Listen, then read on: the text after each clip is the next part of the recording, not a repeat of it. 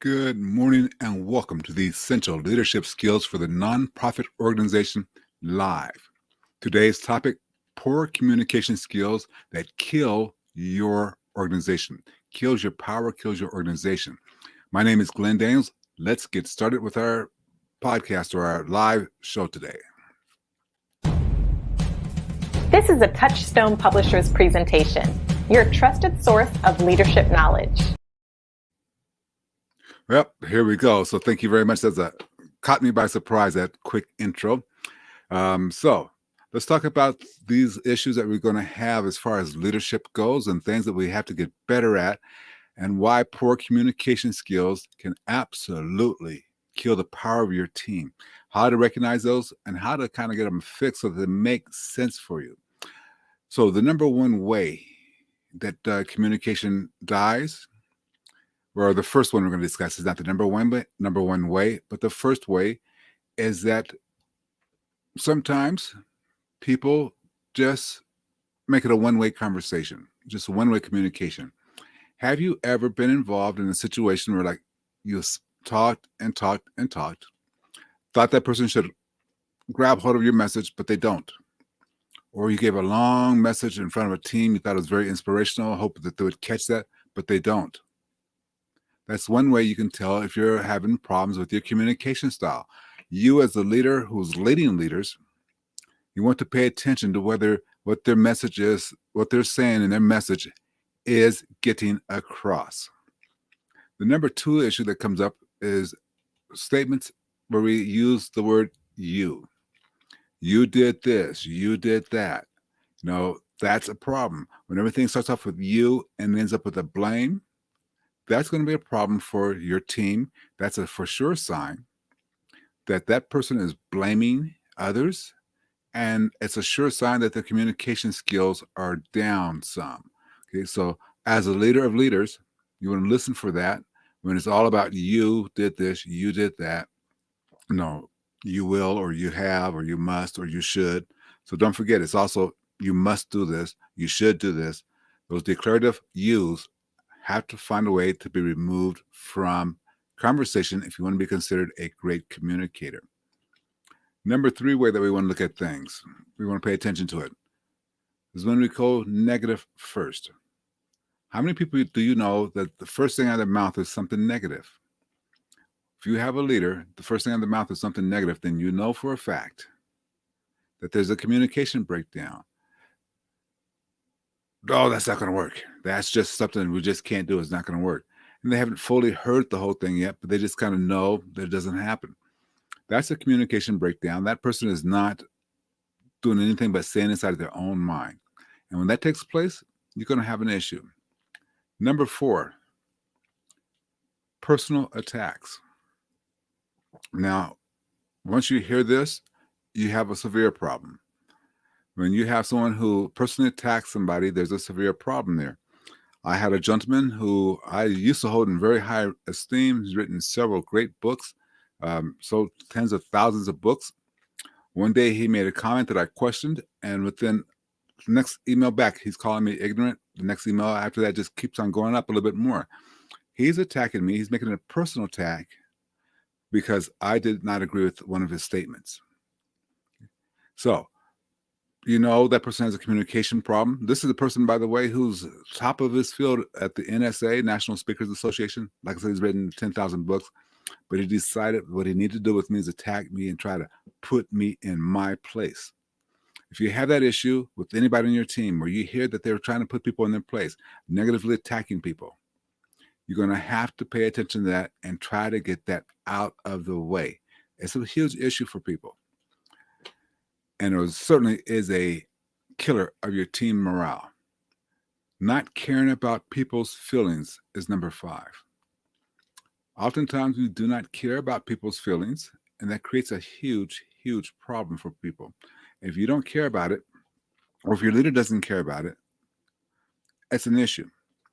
Let me take this from the point of view that I've heard lately. I hear a lot of people say that they're sick of being politically correct. If you don't care about people, then don't be politically correct. If you don't care about them, then don't be that way. If something offends somebody on your team, then correct it. Be a powerful leader and correct it. Change it. Okay? You can't tell people how to feel. And if there's something that you call somebody and it offends them, or something that you say offends them, you as a leader must step forward and fix that issue. Ladies and gentlemen, you're the leader who has to step forward and fix that issue. Number 6, sarcasm.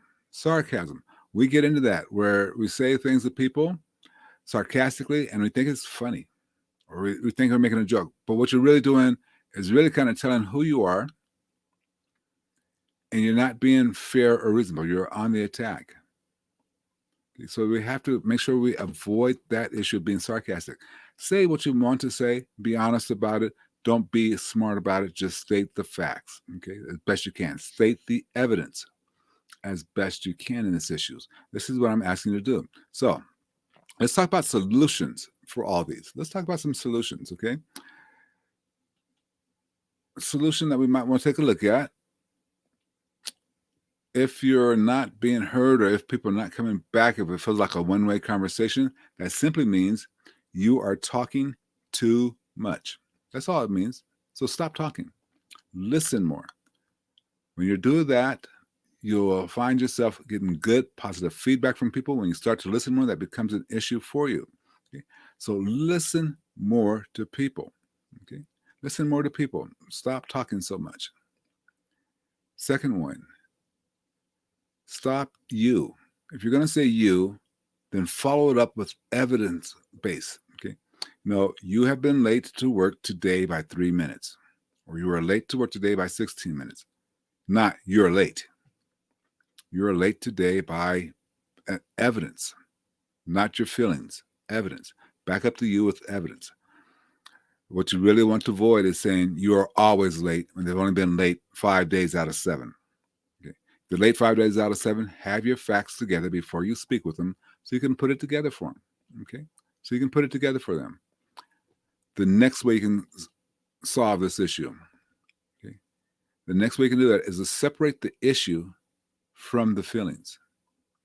What is the evidence? Okay. When you are immediately attacking somebody, being sarcastic, or there's a negative thing going on there, what is the issue that is out there that you can solve? Start thinking about this in that light. Okay, I'm always willing to say no to somebody's negativity right away. What if you started to say, okay, wait a minute, what is their point? Why are they saying that? Why do they think that issue works?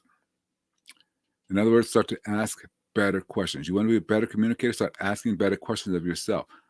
What is this person's true point here? Okay, so I ask a better question of myself of that gentleman who decided to attack me. I realized that his true point here is what he was trying to do was protect himself because he feels that he's under attack. He feels his entire class is under attack by everybody else. Unless you're in his sphere of what, I'm just going to say it the way it is, of white men. This is his feelings of white men. He's under attack. Now, I'm sorry to say that because some people are going to disconnect, and if so, that's fine. I don't need that type of business in my organization anyway. But the problem is that I need to sit back and put it back on me. Why did he feel that way? Why did he feel like I was attacking him? Why did he feel like he needed to protect his turf of whatever he felt like he needed to protect? Ask yourself better questions. You got to get in the habit of showing a better understanding of why they feel that way. That's all I'm saying. Get yourself in the habit of really understanding why people feel that way. When it comes to political correctness, why do certain segments of our society feel that you're not being polite, not being correct, not caring, that their lives don't matter? Okay, why do they feel that way? And I'm not just saying that you just blow it off. I'm saying look at it, research it, understand why they feel that way.